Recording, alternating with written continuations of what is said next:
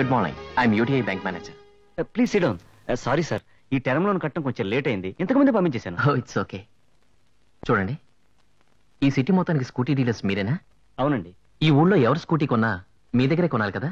అవును. ఏం sir? Recent గా మీరెన్ని రెడ్ కలర్ స్కూటీస్ డెలివరీ చేశారో చెప్తారా? నియర్లీ 15 ఉంటాయి సార్. అవి కొన్న వాళ్ళ అడ్రస్లు ఇవ్వగలుగుతారా? ష్యూర్.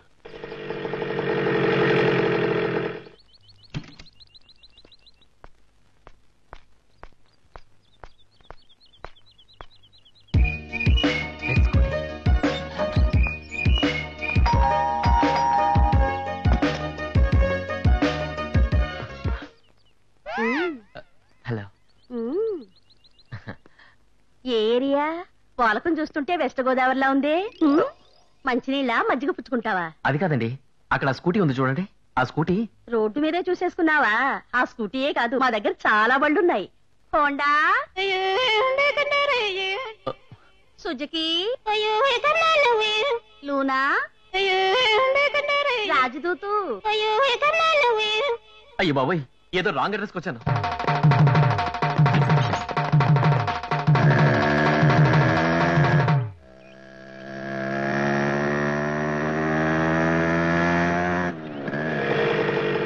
Red scooty.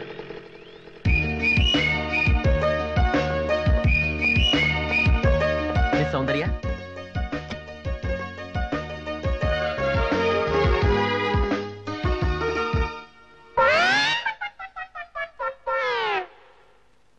మామగారు, మిస్ సౌందర్య కోసం వచ్చాను, కొంచెం పిలుస్తారా? నేనే కుమారి సౌందర్య. నేనింకా కుమారినే.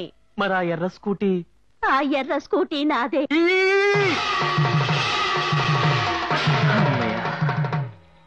Red scooty, same address. ఏమండి? అమ్మో, ఒక చోట ఓవర్ కేసు, ఇంకో చోట ఓల్డ్ కేసు. ఇక్కడేమవుతుందో. ఈ స్కూటీ మాత్రం సేమ్ ఆ స్కూటీ లాగే ఉంది. డెఫినెట్ గా ఆ మీద అయి ఉంటుంది.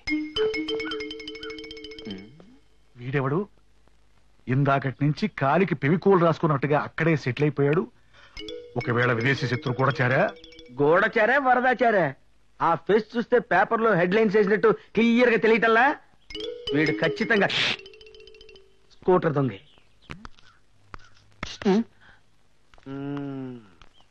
హైట్ ఎంత? 6 feet. ఎన్నో ఇల్లు? మూడోది. అంటే ఈ నెలనేనా? ఈ రోజే 3. అంటే రోజుకు 3? అయితే ఏంటి? ఏ మిస్టర్, ఏంటండి? ఓన్లీ స్కూటీలేనా? బస్సులు, లారీలు, ట్రైన్లు కూడానా? అబ్బాబే, ఓన్లీ స్కూటీలే, అది కూడా రెడ్డే. రెడ్డా? అదేమన్నా సెంటిమెంట్? లేదండి, చిన్న కమిట్మెంట్. ఓహో, ఏంటి పైకి చూస్తున్నారు? వార్ ఫ్లైట్ సౌండ్ వినిపిస్తాను. నాకేం కనపట్టలేదే. Shut up. Okay okay okay. ఇంతకీ మందే బ్యాచ్ బాబు? స్టోర్పురం బ్యాచా, జిప్ చైన్ బ్యాచా? ఏంటండి, నేను దొంగ అనుకున్నారా, రౌడీ అనుకున్నారా? ఆహా, ఆయన ఫేస్ నీకు ఎలా కనపడుతుంది బాబు? ఎర్రి మేకలా కనపడుతున్నాడా? మేజర్ దొంగలతో డిస్కషన్ ఏంటండి? మారువడి ఓళ్ళగా పోలీసులు వెళ్ళండి. ఏమండి, కంగారు పడతారు ఎందుకండి? నేను దొంగను కాదు. ఈ ఊరు కొత్తగా వచ్చానండి. ఇక్కడ బ్యాంక్ లో ఉద్యోగం చేస్తాను. ఈ కాలనీలో ఇల్లు అద్దెకు దొరుకుతుందేమో వచ్చాను. అద్దిల్లు మరీ చెవిలో ఫిరంగి పెట్టకు. నువ్వు అద్దింటి కోసం వచ్చావో, ఈ స్కూటీ దొంగతనం కోసం వచ్చావో తెలుస్తాను. పద ప్రణమ్ గారు, ప్రణమ్ గారు, రండి రండి, మీకోసం సూపర్ పార్టీని తీసుకొచ్చా. సౌండ్ బాగాలేదు. అద్దె కోసం పార్టీ తెచ్చాం. ఏమప్పా అందరూ దండి దండిగా వచ్చినారు? సారీ జహాసే అచ్చా. అమ్మా సరళమ్మ తల్లి, ప్రోగ్రామ్ పెట్టుకుని మరీ తెలుగుని కూని చేయొద్దు. ఇతను మీ ఇంట్లో అద్దె తీయడానికి వచ్చాడు. అద్దె అతనితోనే మాట్లాడుకోండి. చూడప్పా, నా ఇల్లు చాలా శుభ్రంగా వేలాడుతుంది. చాలా మంది అద్దెకెత్తుతామని వచ్చినారు. నాకే పార్టీ నచ్చక ఎత్తనివ్వలేదు. ఈయన ఎత్తాడు, ఎత్తకపోతే దొంగే. అద్దె 3500, కరెంటుకు 400, బాత్రూముకు 100, కేబుల్ టీవీకి 600, మొత్తం అంతదా. ఇష్టం ఉంటే ఎత్తుకో. అబ్బాబే, ఓవర్ రేటు, ఓల్డ్ టైపు నాకు వర్కౌట్ అవుతండి. అయితే నువ్వు దొంగే. అబ్బా, ఇదెక్కడ కూడా అండి బాబు. నాకు ఇల్లు నచ్చలేదు, ఈవిడ రేటు నచ్చలేదు, నేను దిగనండి. పోనీ మా ఇంట్లో దిగండి. మొత్తం అద్దె ఆయన కట్టుకోలేకపోతున్నారు. మీరు సగం కట్టుకుంటే ఆయనకి తేలిగ్గా ఉంటుంది, నాకు తోడుగా ఉంటుంది. నీ ఊపిడాపి సరిగ్గా నిలబడు. కొత్తోడు కనపడితే చాలు పులసలాగా ఎదురు వచ్చేస్తావు. మీకు తేలిగ్గా ఉంటుందని.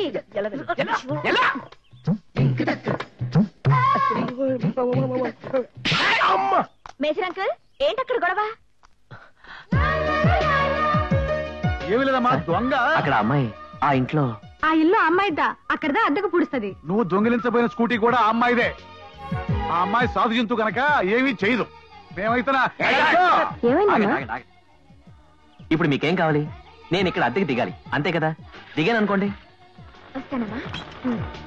నాకు ఈ ఇల్లు ఓకే, అద్దె ఎంతైనా పర్వాలేదు. అదే కాక మీ అందరినీ చూస్తుంటే చనిపోయి నా చుట్టాలు గుర్తుకొస్తున్నారు. నువ్వెవరా బాబు ఇలా కూర్చో? నా పేరు సూది బాబు. నేను వీళ్ళ అబ్బాయిని. ప్రతిరోజు నాకు చాక్లెట్ ఇవ్వాలి, లేదంటే ఇలానే గుచ్చుతా. ఇలా ఈ విచిత్ర పాత్రల మధ్య యంగ్ బ్యాంకు మేనేజర్ కాలనీలో సెటిల్ అయ్యాడు. అమ్మయ్యా, తండ్రి వెంకటేశ్వర, ఎన్నాళ్లకి వీడి మనసు పెళ్లి వైపు మళ్ళింది. ఆ అమ్మాయికి కూడా వీడు నచ్చి ఆ 3 ముళ్ళు పడేలా చూడు. ఏంటే బజార్కొచ్చి భజన చేస్తున్నావు? ఇంత చక్కగా గంట వాయిస్తూ ఇలా తెల్లారి జాము పూజ నువ్వు ఎప్పుడైనా చేసావా? అసలు తెల్లవారుజామున పూజ ఏంటి? నన్ను ఎప్పుడు పూజ చేయని వచ్చావు నువ్వు? ఒక్కసారి దండం పెట్టుకొస్తాను. ఎక్కడికి? ఏంటి నిన్నొచ్చాడో లేదో టోటల్ గా కాలనీ. పొద్దున్నే గాయత్రి సుప్రభాతం అలవాటు మీకేం అభ్యంతరం లేదుగా? రొంబ మంచిదప్పా. గోవిందం భజ గోవిందం. ఆహా, గోవిందం. ఈ పిల్లకాయకి నా చెల్లెలు సుభద్రనిచ్చి కళ్యాణం పూడిస్తే రొంబ నల్లా ఇరుకుమే.